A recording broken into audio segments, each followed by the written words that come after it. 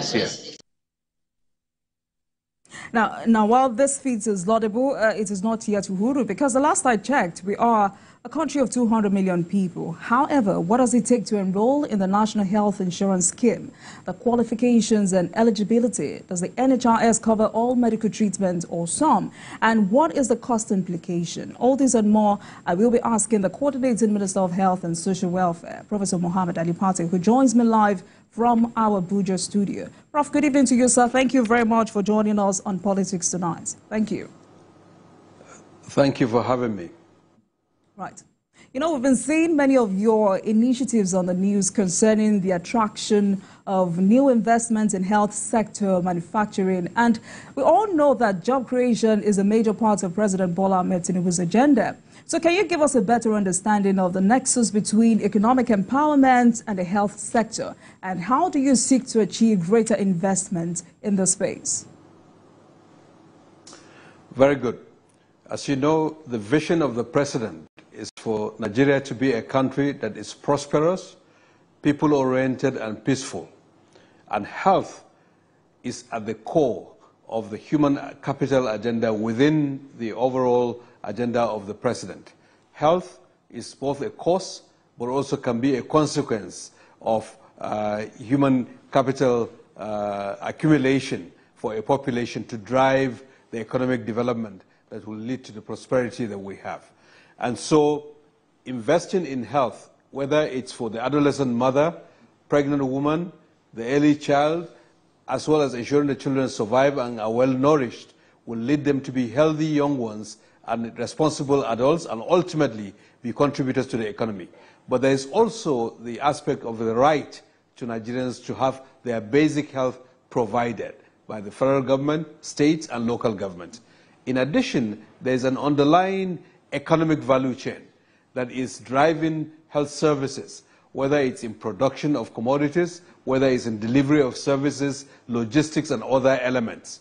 In addition to the idea that there is a value in being able to produce what we use in our country. In the case of crisis like a pandemic, when there is disruption, we need to have things here.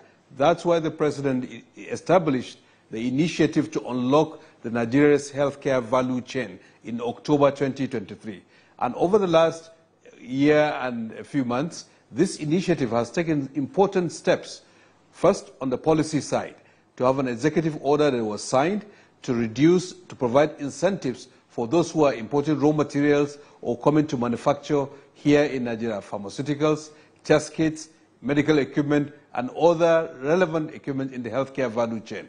And secondly, on the demand side, to shape the market, to allow us to pool, procure, and distribute what Nigerians will need in terms of our production of commodities, but to encourage those who are producing to have a market which will serve us, but also could serve others in the West African region and potentially in the continent. In addition, several investors have now expressed interest, more than 72 investment cases well developed. 7 are in the final stages of getting funded. Companies coming to establish. Just 3 days ago, I witnessed the expansion of a plant in Lagos to produce beta-lactam antibiotics, which includes amoxicillin and clavulanic acid, or the augmentin that was a point of discussion in 2023. Now we have a plant in Nigeria that is expanding to produce that, and there are several others that are positioning themselves to manufacture locally in response to the signaling, the policy direction of this administration. That is an example of the value chain optimization, which creates jobs. And I saw more than 700 young, energetic Nigerians in Lagos working in this plant to produce things that will be consumed in this country.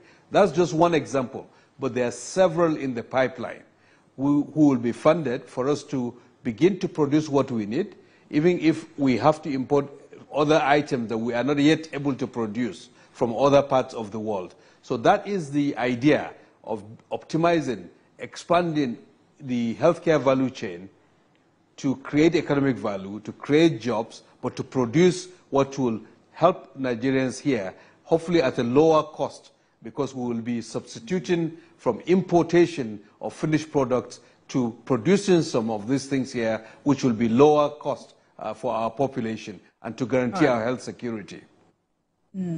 Interesting. So, Prof, I would like for us to compartmentalize tonight's conversation. So first, when it comes to accelerating Nigeria's path to comprehensive cancer control in the areas of innovation, access, and partnership, is there a level of commitment to confront the rapid growth of cancer and to adopt a forward-thinking, collaborative approach in prioritizing prevention and early intervention? Now, let me make reference to your discussions with Siemens and another UK company for partnership in the development of cancer centers nationwide. You alluded to concessions that you won for Nigeria. What concessions were those, and what do such negotiations bring to the health sector? Yes. So non-communicable diseases such as cancers, hypertension, diabetes, heart disease, kidney disease, among the fastest growing segment of Nigeria's burden of disease. And we're trying to get ahead to prepare, to prevent the conditions that can lead to those serious chronic circumstances that many Nigerians face. So prevention, health promotion are a key part of that. We celebrated for the first time a health promotion day where more than 10 million Nigerians this year got screened to check their blood pressure, sugar, cholesterol, and other things.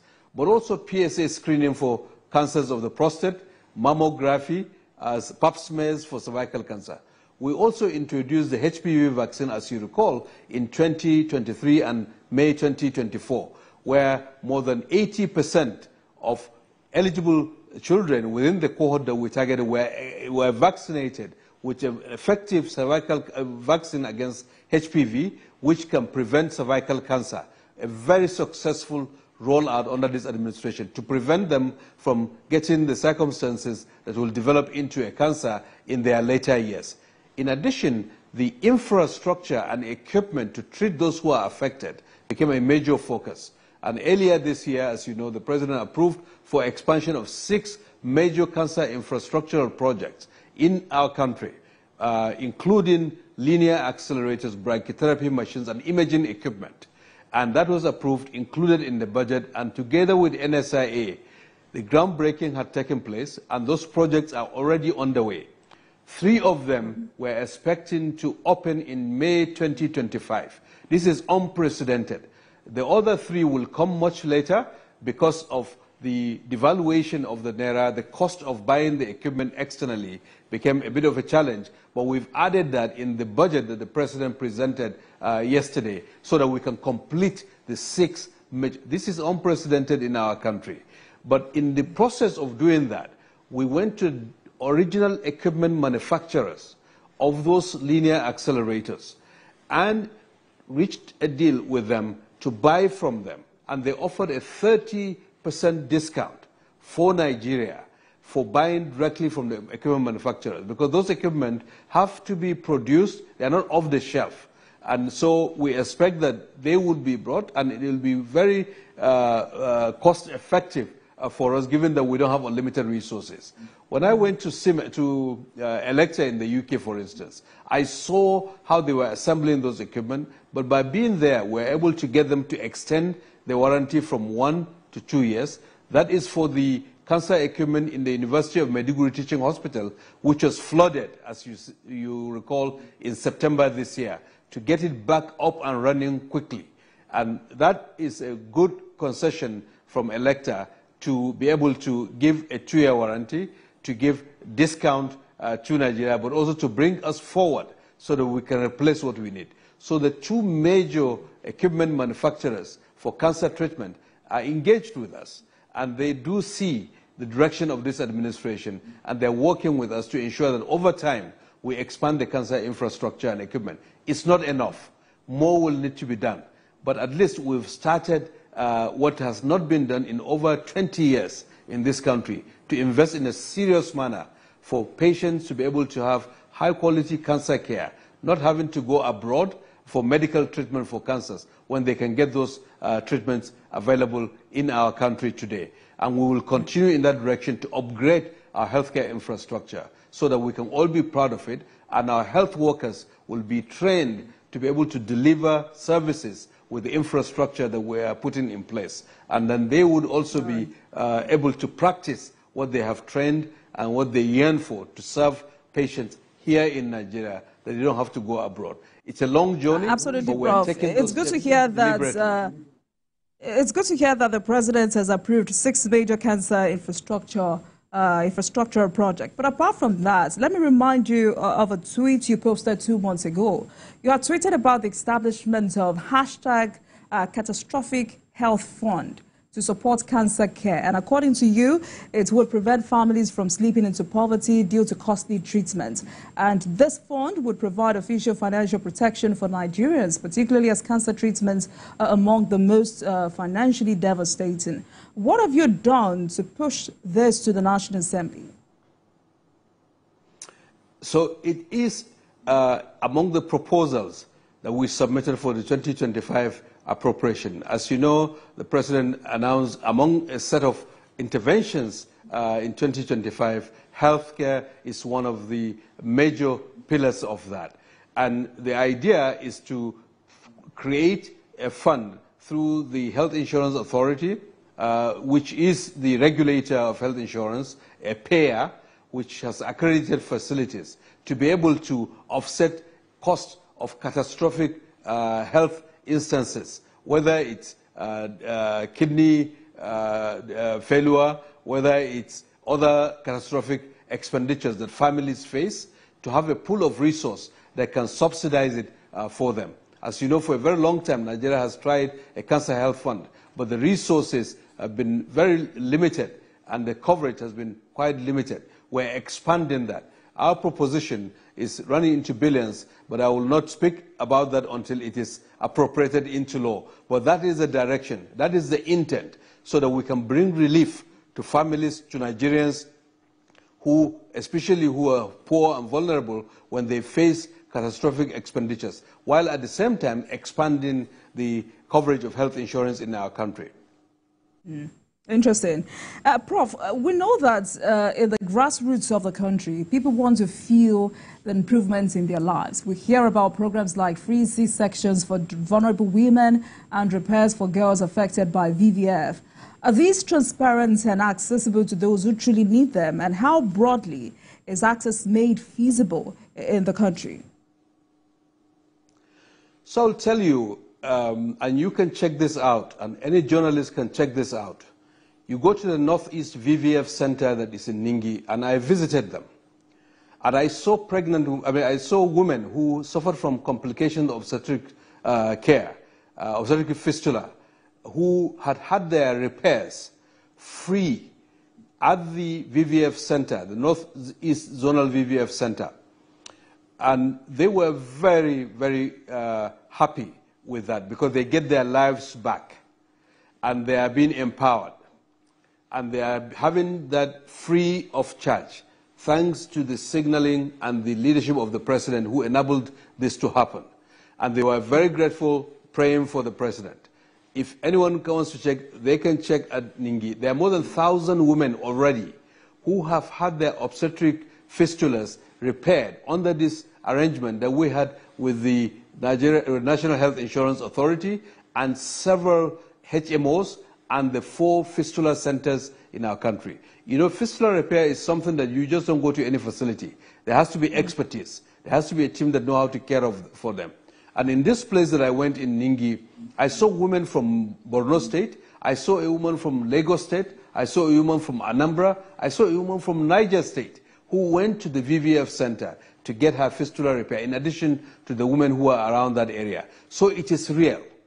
And there are many other interventions that we had announced, which, if you listen carefully, the facilities that have been empaneled to provide them are provided them live to pregnant women who need obstetric care, emergency obstetric services, who have those services for free. I've had those being brought to my attention that they are feeling the impact. This is really reaching the poorest and most vulnerable. You cannot fake to be a woman, you cannot fake to be pregnant, and you cannot fake to be requiring cesarean section. So in terms of targeting, this intervention, strategic as it is delivering succor to Nigerians who need it the most in our societies. And those are out there, and I encourage Nigerians to really fill it. Now, is it enough? No. Are there gaps? Yes. But we have never done something at this scale as a country until this president focused on transforming our healthcare system. And we're following that path, and we're beginning to make that journey. And we'll continue to cover more. So if there are gaps, we will fill them. But at least in a determined way, we're taking those steps in a very intentional manner to provide the services and the quality that is required for the poorest and most vulnerable in our population. All right, Prof, let's take a break, and when we come back, we will continue this conversation. Please stay with us, everyone.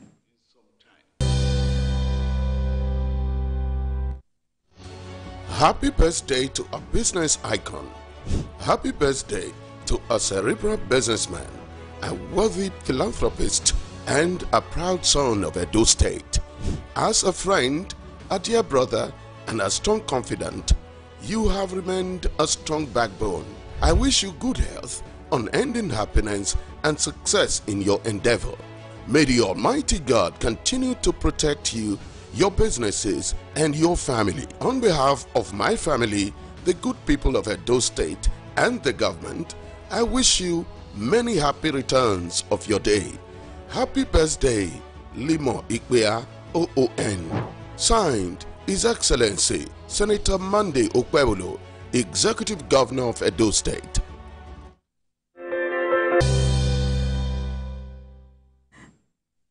Welcome back to Politics Tonight, everyone. Thank you very much for staying with us. Tonight I've been speaking with Professor Mohammed Ali Pate as a coordinating Minister of Health and Social Welfare as we focus on the reform of Nigeria's healthcare ecosystem. Prof, thank you very much for staying with us in the program. You know, just yesterday, you informed Nigerians that more Nigerians were insured by NHIA in 2024 than any other year in its history. Quite amazing, I must say, with 2.4 million enrolled this year alone. So what kind of improvements in the numbers should we expect in 2025? And how do you ensure that insurance actually translates to care that is actually provided to the citizen that is fully enrolled? It is very much a work in progress. Nigeria's journey to universal health coverage, to expand healthcare insurance, is more than 20 years old. And as of 2023, 16 million Nigerians were estimated to be insured. Now we have, between mid-2023 till today, more than 19 million Nigerians covered. So at the rate of 2.4 million, if we had been adding that number over the last 20 years, we should expect about 40 million or more Nigerians to be insured, and we hadn't done that. Partly, the reason is that insurance, someone has to pay the premium.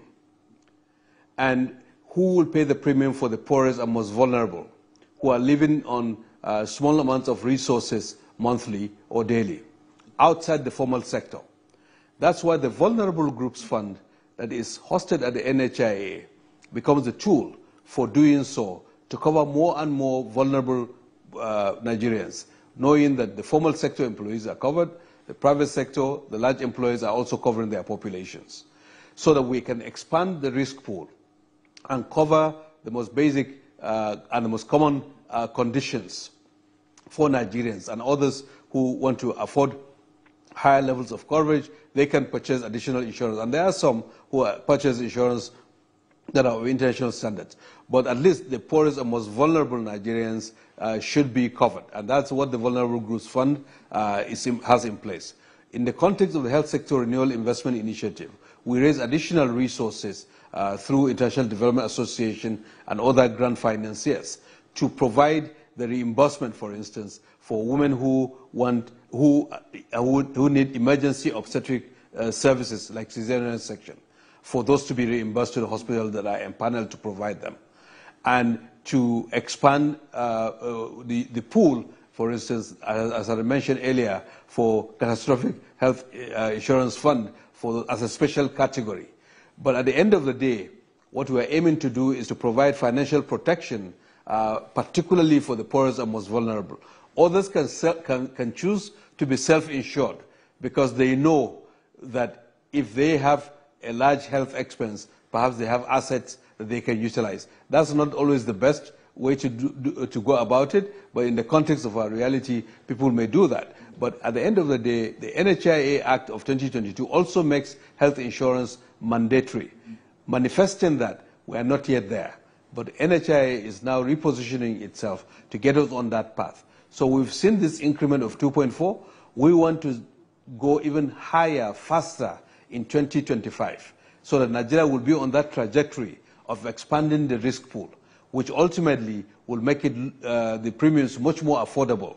We're also going through the actuarial analysis to work out the right premiums for the right coverage of interventions that providers can be paid for.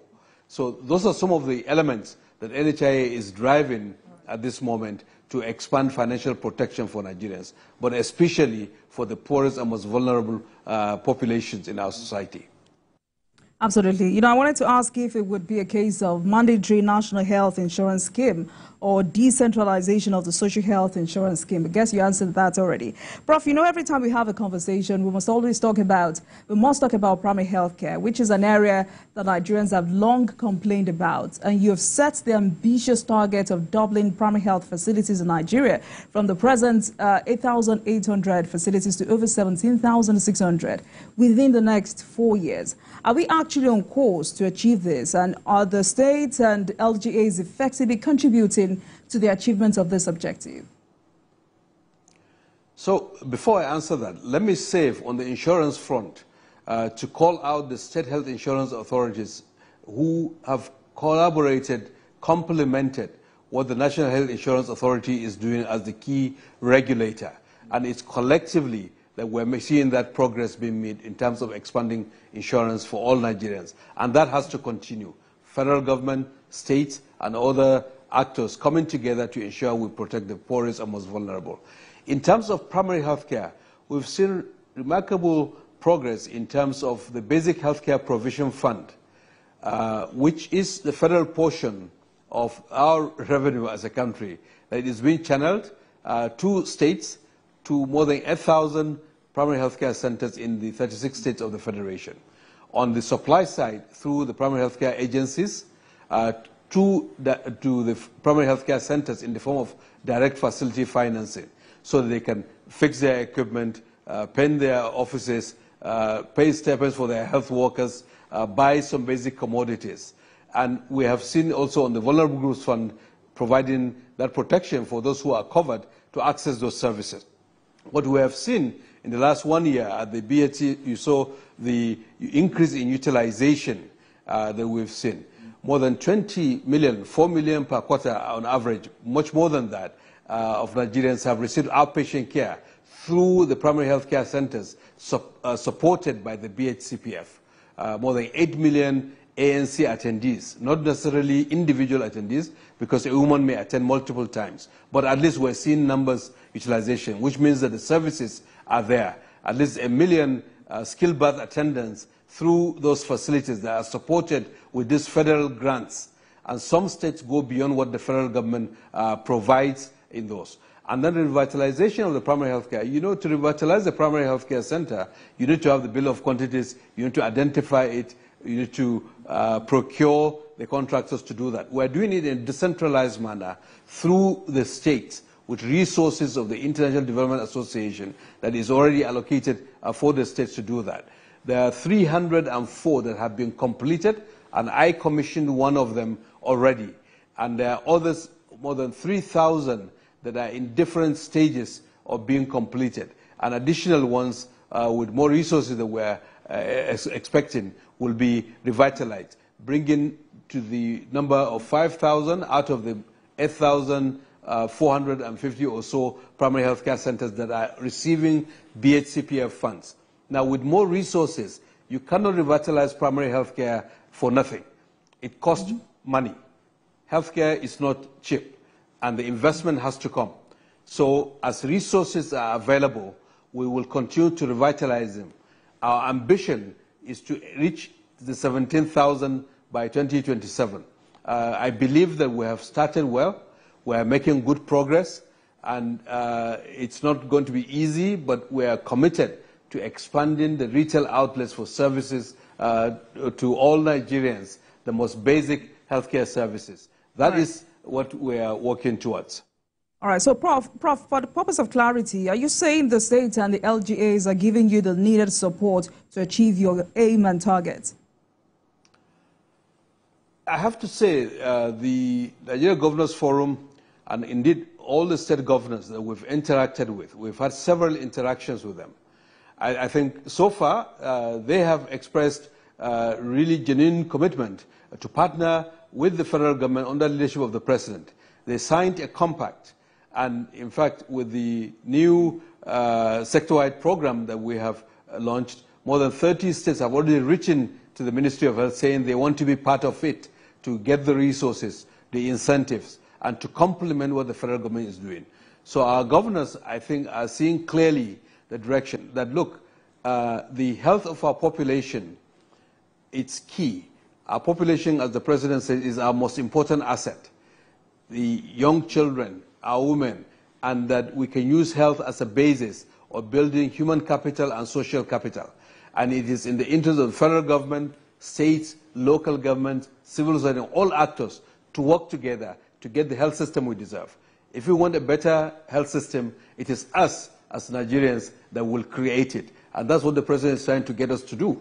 And I believe the governors also understand that, and we're seeing cooperation with them. And even Algon was part of the conversation that we're having, and that they are also keen in, because it affects everyone.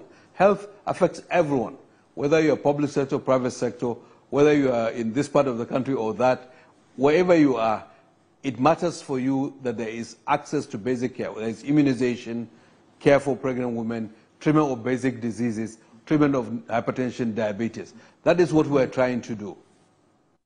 All right. Prof, because you've said healthcare is not cheap, so let's talk about budgetary allocations to the health sector. Yesterday, the president presented the 2025 budgets to the National Assembly, and he allocated 2.4 trillion naira to the health sector, which is roughly 5% of the budget.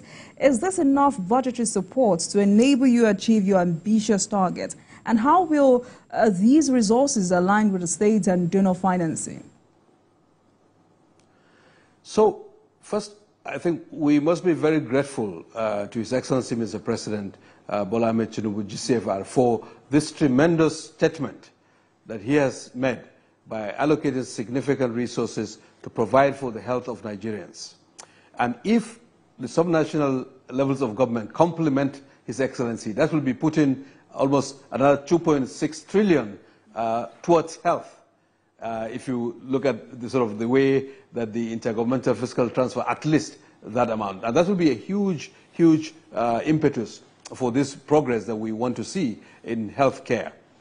Now, the investments that we're prioritizing in that is revamping the primary healthcare system, as I mentioned.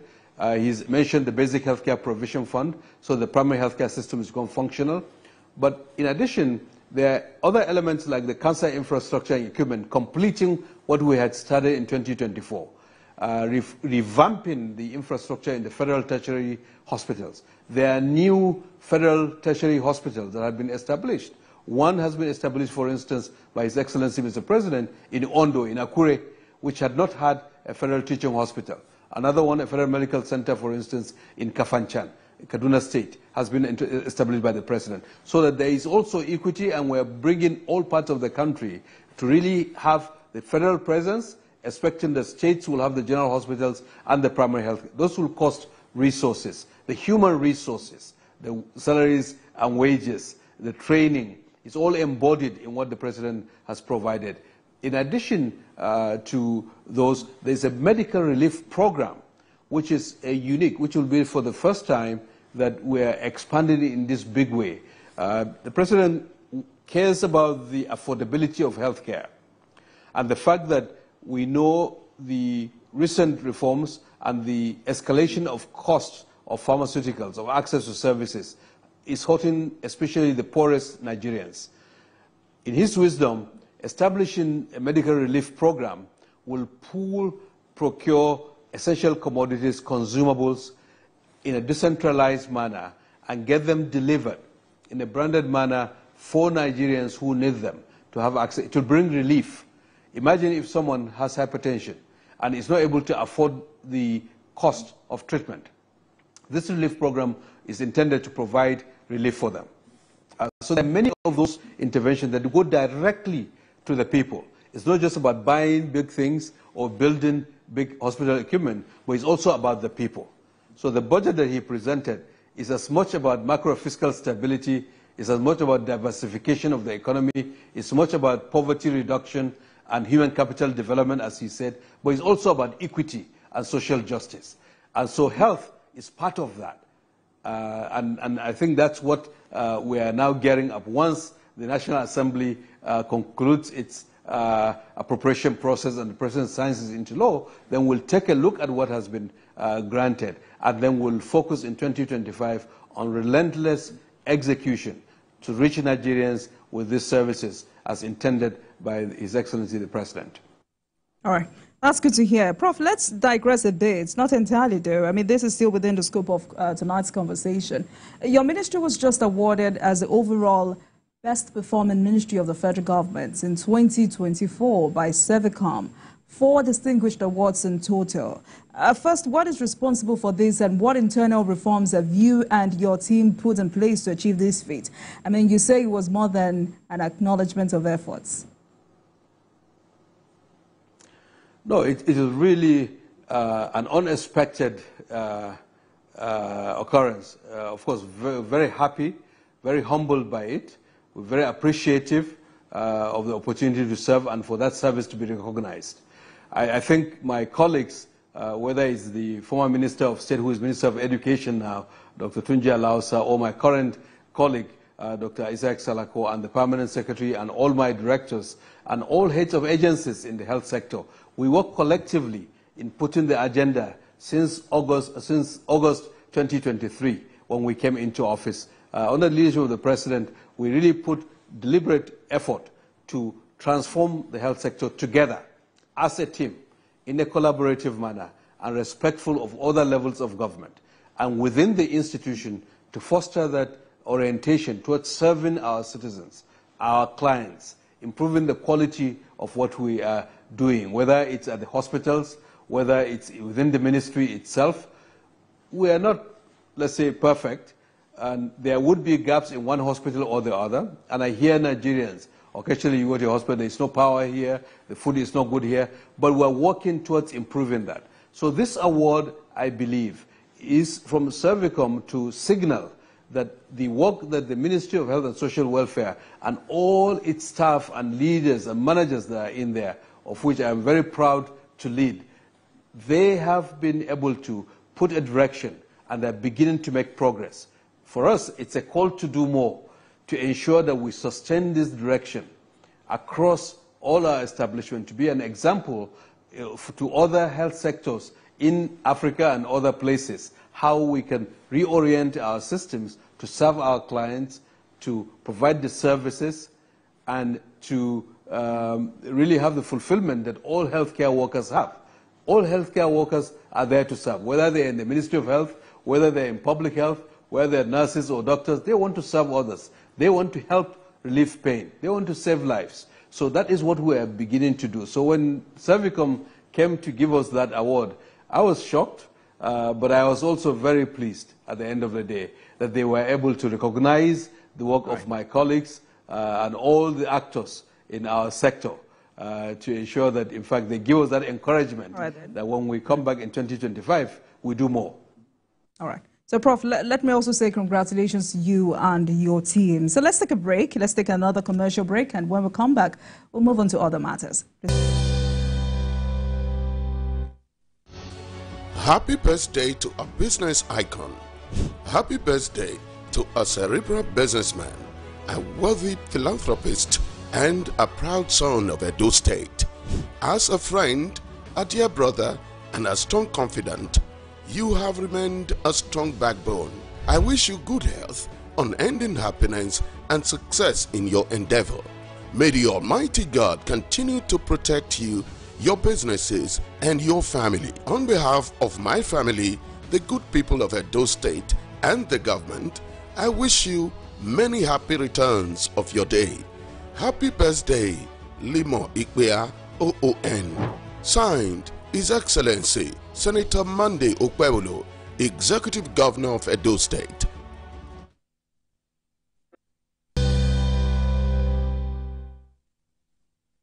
Welcome back, everyone. This is Politics Tonight. Thank you very much for staying with us. I've been speaking with Professor Mohammed Ali Pate, Coordinating Minister of Health and Social Welfare. Tonight, we focused on reform of Nigeria's healthcare ecosystem.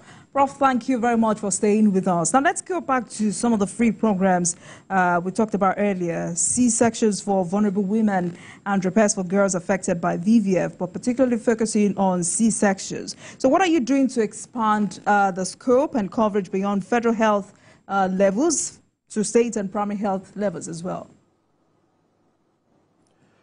So cesarean sections and emergency obstetric services are not provided in every facility.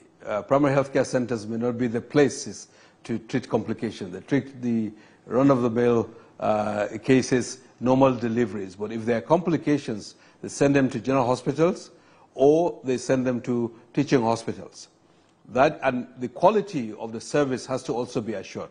There is also an eligibility. It's not every pregnant woman that will require cesarean section or require intervention. It's only a fraction that will require such interventions. Knowing that, that's why NHIA is going about empaneling those facilities, making sure that they have the nurses, the anesthesiologists, the surgical equipment, and the standards, and that they understand the eligibility so that when a woman is referred for emergency obstetric services, cost will not be a barrier, and that hospital will submit a claim and it will be reimbursed. And we raise the resources to be able to do that. That is removing a key barrier to women from accessing emergency services, lack of the access for which can result in a woman losing her life. The idea is we crash maternal mortality in Nigeria, reduce the number of women who die from childbirth, because pregnancy is not a disease, so why should many women die from it? And it's also a way of targeting the poorest and vulnerable, as I had mentioned, because demographically, we're targeting women, and you cannot fake to be a woman. We're targeting pregnant women. It's real. And if you need a cesarean section, it's not necessarily your option. So by the time we target those filters, you realize that we're really reaching those who need it the most, and we raise the resources for it. For the obstetric fistulas, there are many women, there are about 13,000 women every year in this country who develop one form of fistula or the other because of complications of childbirth. And they are oftentimes excommunicated from their communities, for instance. They are marginalized, stigmatized, because they smell of urine, they cannot hold their urine, and oftentimes their spouses abandon them, they may have lost their children, their communities may think that there is some superstition around them, and they may have all kinds of insinuations. So they get abandoned, and they live in camps, and they cannot afford to have those fistula repairs. And so we took the 4 initial obstetric fistula centers in Abakaliki, in Benin, in Babaruga, in Kazana, and the Northeast Center that is in Ningi. And together with our HMOs and NHIA, constructed a partnership that allowed us to finance those fistula centers, to prepare for and enable these women to have their fistulas repaired, and for the women to be empowered once their fistulas are repaired so they can reintegrate back to society. And more than 1,000 women already have had their fistulas repaired successfully. I saw some of them, as I had mentioned earlier in this. It's making a huge impact in their lives. Small number, but it's significant for those women who are affected. And from outside society, we're bringing them into society to bring relief to those who need it the most. This is not a big construction project. It's not a big equipment. It's also not the usual thing that is glamorous. But it reaches people directly, and the poorest and most vulnerable in our society. That is what we're trying to do, and we will be expanding that. For the emergency services, it's the teaching hospitals. I think almost all our facilities have expressed interest to be empaneled to be able to do that. And I know that many of the teaching hospitals are already providing those services. But we have to also go deliberately and carefully. because the surgeries that will be required, the interventions, there has to be qualified professionals to be able to do that so that it's done safely for those women who need it. And so that is why the NHIA is really, in a deliberate manner, expanding that. All right, Prof. Two more issues before I let you go tonight. We recently learned that Nigeria will host a global high-level ministerial conference on antimicrobial resistance in 2026. And for a fact, the burden of AMR is immense, with nearly 5 million annual deaths associated with resistant infections. Why is AMR such a big issue in the global health domain? So it's a big issue because globally people use antibiotics, and sometimes these antibiotics are not used properly, and infectious diseases develop resistance. They smartly evade those antibiotics, and the antibiotics become less effective. And then when the infections are transmitted to other people, those people become more vulnerable because the antibiotic will not work on them. And there is antibiotic use in animal health, and there is antibiotic use in human health. And sometimes what is used in animal health also crosses over through food, or through water, that contaminates what humans also drink, and the bacteria that are around humans can also get exposed to those antibiotics and develop resistance, or have that resistance transmitted from the animal health world into human health. So that's why it's a major issue globally. It's a hidden pandemic, which people are not aware of, but it exists. So you have a cough, you have pneumonia, you get treated, but you don't get better, because the infection that is causing that is resistant, and you don't know. In developing countries like us, there's issue of access to effective antibiotics first. There are many people who need the antibiotics, and they don't have access to them. So we have to make sure that they have access to those antibiotics. But as we have those increases in access, how do we ensure that we are also protecting the use of those antibiotics for future generations? So, Prof, because of time, let's bring it back home. Yes. Prof, because of time, let's bring it back home, because Nigeria is faced with a burden of poverty and poor environmental conditions, such as lack of potable water and sanitization, and also inadequate infection control. These factors are crucial in the spread of microbes, including resistant strain. Now, with a lack of national antibiotic guidelines, do we have an effective surveillance system? And what is our government doing to deal with this menace?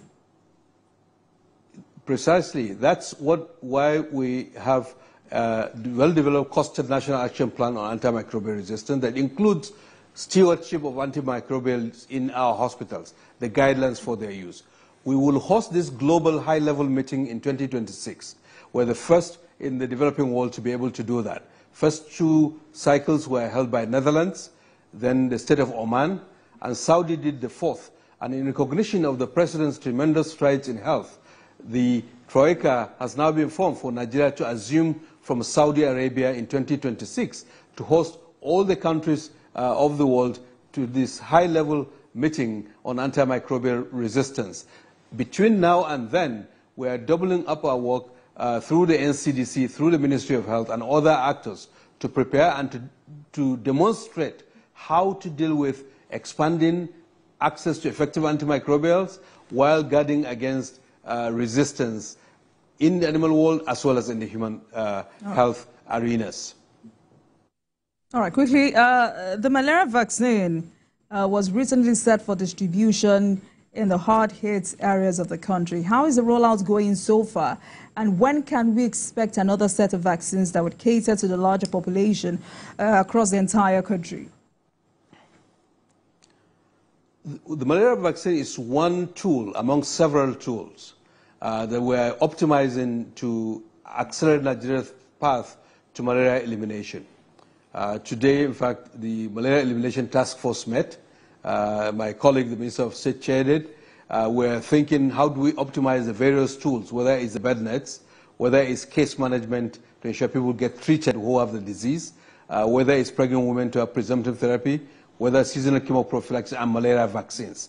We're rolling out these vaccines that have been approved, certified, safe, effective in Bayelsa and Kebbi State.